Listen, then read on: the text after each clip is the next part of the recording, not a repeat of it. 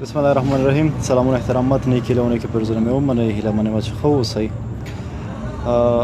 دغه نقصې چې دا پرون یو مورکۍ وه، سړک په سر هغه اولاد یې ډېر ناروغه و، سړک په سر ناسته وه، د ګردو تکلیف دی، ګردې ډېر مشکل لري، مجبوره ده چې دغه مورکۍ لاړ شي پاکستان ته او پاکستان کې د خپل اولاد دپاره هغه وکړي، علاج یې هلته وکړي.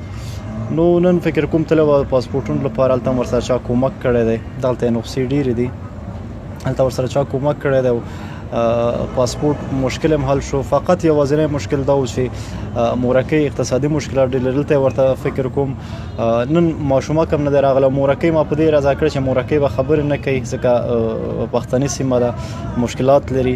یوازې دغه د ملګرو مرسته زه یې ورته شمارم، زه به ورته ستاسې مخکې وسپارم. 1 2 3 4 5 مورکۍ دغه پیسې واخله او په دغه د اولاد علاج وکړه. دا هم د مسافرو پیسې دي، دعاګانې ورته کوه او خدای دې